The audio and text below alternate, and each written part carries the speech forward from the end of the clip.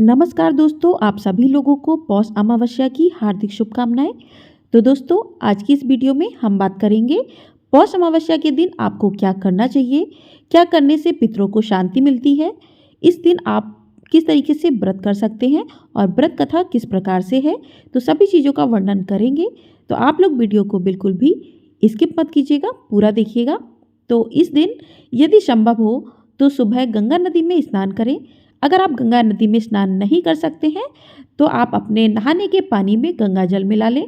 इसके बाद उगते हुए सूर्य को प्रणाम कर अर्घ्य प्रदान करें। इस दिन पितरों के लिए विशेष दर्पण और श्राद्ध करना चाहिए।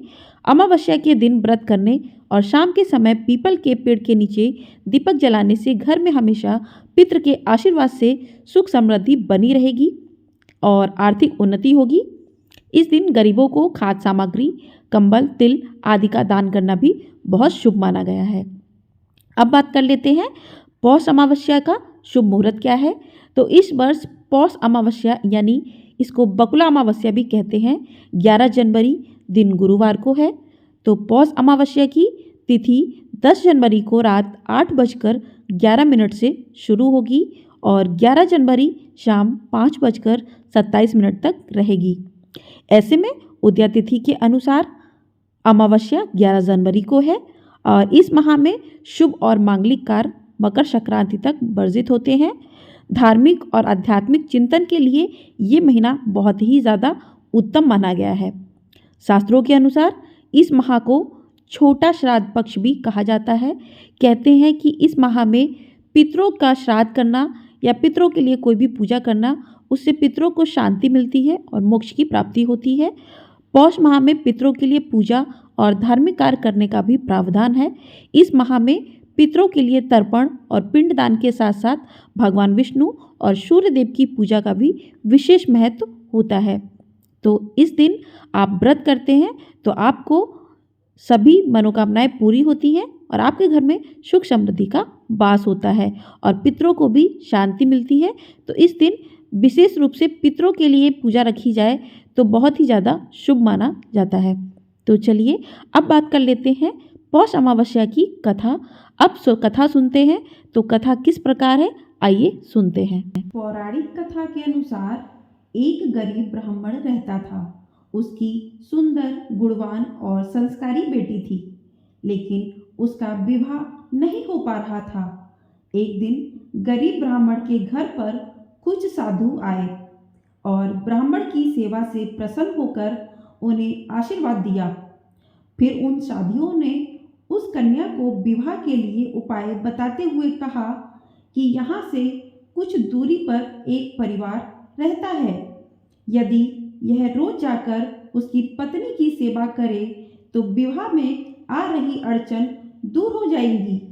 अगले ही दिन सुबह उठकर कन्या उनके घर जाकर साफ सफाई करके अपने घर वापस लौट आई।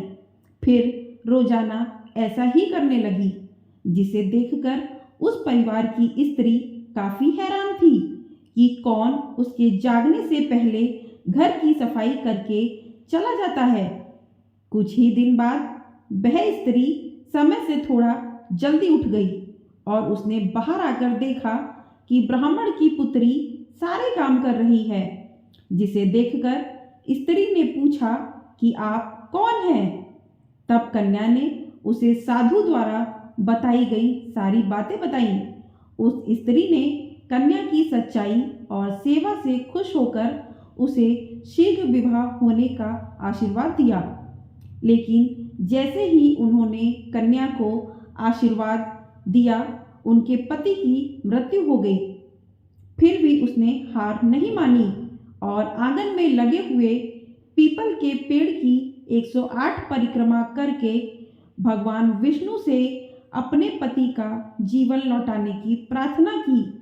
उस दिन पौष अमावस्या थी। भगवान की कृपा से उसका पति फिर से जीवित हो गया। ऐसी मान्यता है कि जो व्यक्ति इस पौष अमावस्या के दिन स्नान दान करके पीपल की परिक्रमा करता है, उसकी सारी मनोकामनाएं पूरी होती हैं। तो इस प्रकार से पौष अमावस्या की कथा पूर्ण होती है। तो आइए दोस्तों, अब जान लेते हैं कि पौष अमावस्या पर क्या करें। हिंदू धर्म में मान्यता है कि पौष अमावस्या पर किया गया श्राद्ध पितरों को मोक्ष दिलाता है। वे जन्म और मृत्यु के चक्र से बाहर निकल जाते हैं। पितरों को प्रसन्न करने के लिए पौष अमावस्या पर गाय, भूमि, वस्त्र, काले तिल, सोना, घी, गुड़, धान, चांदी, नमक का दान करना चाहिए। इस दिन पर किसी विद्वान ब्राह्मण को बुलाएं घर पर और उन्हें भोजन कराएं और अपनी इच्छा शक्ति से उन्हें दान दें। ब्राह्मण को दिया हुआ दान पूर्वजों की आत्मा को तृप्त करता है।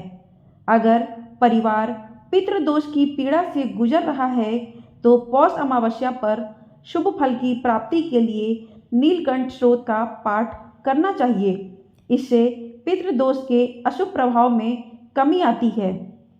पौष अमावस्या के दिन शनि दोष से मुक्ति पाने के लिए शिव जी का कच्चे दूध दही से अभिषेक करें। मान्यता है कि इससे सुख, सौभाग्य और धन संपत्ति की प्राप्ति होती है। अमावस्या के दिन आटे की छोटी छोटी गोलियां बना लें और उसे तालाब में मछलियों को खिलाएं। इससे जीवन में सुख शांति आती है। इस दिन आप सुबह गंगा जल से स्नान करें, सूर्य की पूजा करें और शाम के समय घर के ईशान कोण में गाय के घी का दीपक जलाएं और श्री सूक्त का पाठ करें। इससे लक्ष्मी की प्राप्ति होती है। आइए अब जान लेते हैं कि पौष अमावस्या पर क्या ना करें। तो इस दिन तुलसी के पत्ते, पीपल और बेलपत्र बिल्कुल भी नहीं तोड़ना चाहिए। पितरों के लिए बनाए जाने वाले भोजन में लहसुन और प्याज का इस्तेमाल ना करें। अगर श्राद्ध नहीं कर रहे हैं तो भी इस दिन तामसिक भोजन का त्याग करें। इस दिन शराब आदि जैसे नशे की चीज़ों से दूर रहना चाहिए। इससे पितर नाराज होते हैं। अमावस्या के दिन कोई भी नया काम, यात्रा, क्रय विक्रय और कोई भी शुभ काम वर्जित है। अमावस्या तिथि पर किसी दूसरे के घर भोजन नहीं करना चाहिए। इससे पुण्य हास होता है। ना ही किसी से भोजन सामग्री उधार लेना चाहिए। अमावस्या पर पितर किसी भी रूप में घर आ सकते हैं। ऐसे में इस दिन द्वार पर आए अतिथि का अनादर ना करें। पशु पक्षियों को परेशान ना करें। जिन लोगों का आत्मविश्वास जरा भी कमज़ोर है वह अमावस्या पर सुनसान जगह में ना जाएं। इस दिन बुरी शक्तियों का प्रभाव बहुत ही ज़्यादा तेज होता है। तो इस प्रकार से हमने जाना है कि अमावस्या के दिन हमें क्या करना चाहिए और क्या नहीं करना चाहिए और इसकी व्रत कथा की पूर्ण विधि भी सुनी है। तो इस प्रकार से आप लोगों को ये वीडियो पसंद आई हो तो वीडियो को लाइक, ज़्यादा से ज़्यादा लोगों में शेयर और चैनल को सब्सक्राइब ज़रूर कर दीजिएगा। मैं यहाँ पर इसी प्रकार से आप लोगों के लिए कथा, पूजा का शुभ मुहूर्त, पूजा का महत्व, पूजा की विधि, सारी चीज़ें बताती हूँ। तो आप लोगों से हाथ जोड़कर विनम्र निवेदन है कि चैनल को सब्सक्राइब करके ज़रूर रखिएगा और अमावस्या के दिन स्नान आदि करके सूर्य देव को अर्घ्य देकर उनकी पूजा और विष्णु भगवान की पूजा का विशेष महत्व है। इस दिन जो भी व्रत करते हैं उनके घर में सुख समृद्धि आती है और उनके घर के पितरों को मोक्ष की प्राप्ति भी होती है। जय शिव शंभु।